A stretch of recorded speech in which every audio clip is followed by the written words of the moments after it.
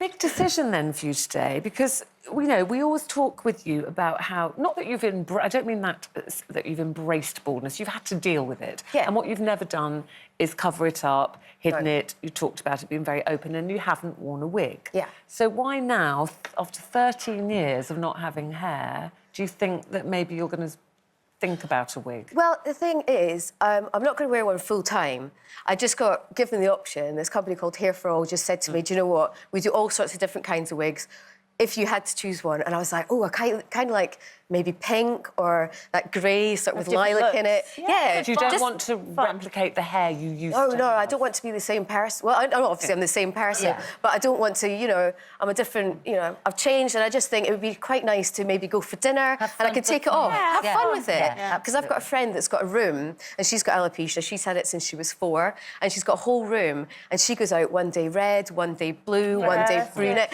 And I always thought, do you know, it took me a while to get used to being bald, and I quite like the fact that people talk to me because I'm open about it. Well, you've almost become, I hate the expression, but you've almost become a poster girl for women with alopecia.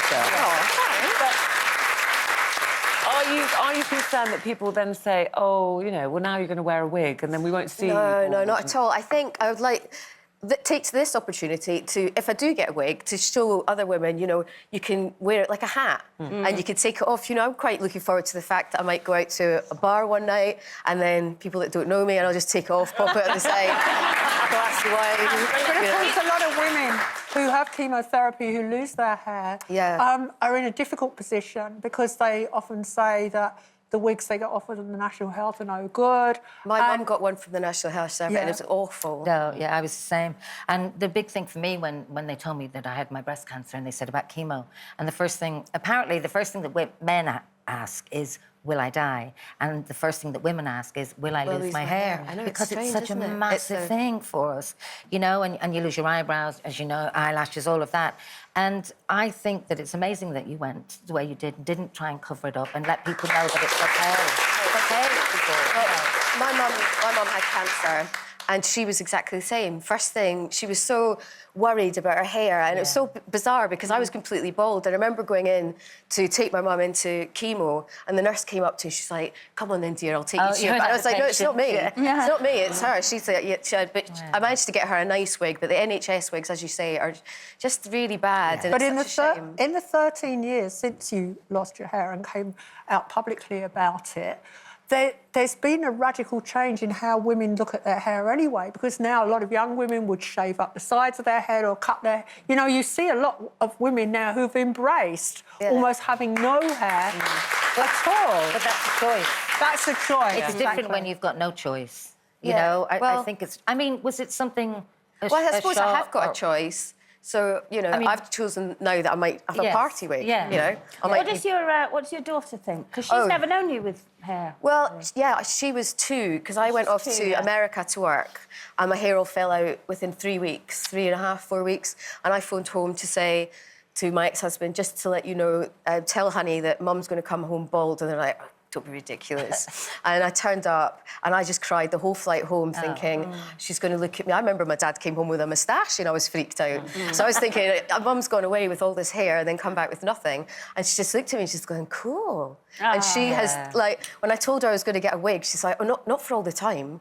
And I said, no, because she's so used to me being like this. Let's talk about the wig, because you've had the fitting this morning, haven't you? I did. What was we're going to see some footage, here you are. So what was the process like? So he's drawing on your head. Yeah, so you the hairline.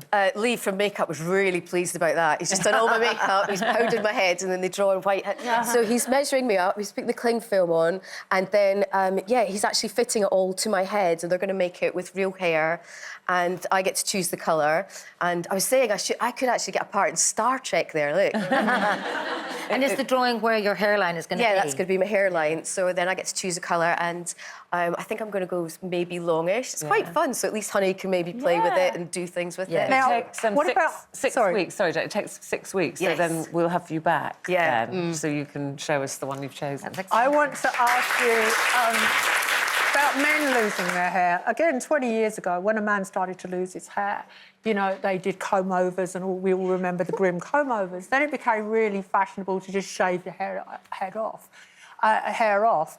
now, looking at new pictures of Prince William and to a certain extent Prince Harry, they've both got big, bald spots. So what would you advise them to do? Would you say wig, transplant, or William, shave it off? I think men with shaved heads are very attractive. I like that kind of I shaved think head. though- But, you know, it's choice again, isn't it? It is choice. And again, for a young man, you know, he is only a young man. I mean, it's like Yes, when but Wayne Rooney had it done, didn't he? And he had a big hang-up about going bald. And yeah, I think he looks great now. Yeah, but I love the fact transplant, he that's didn't what I'm try to saying. hide that. He was very open. he had the wasn't transplant, He had though, a didn't he? transplant. Yeah, I think that's for what I'm young saying, men, that's brilliant. I always think that young men somehow are supposed to just deal with losing. My dad lost his hair when he was 26. You just take You know, for granted the men that are men can supposed go to just bald, deal yeah. with it.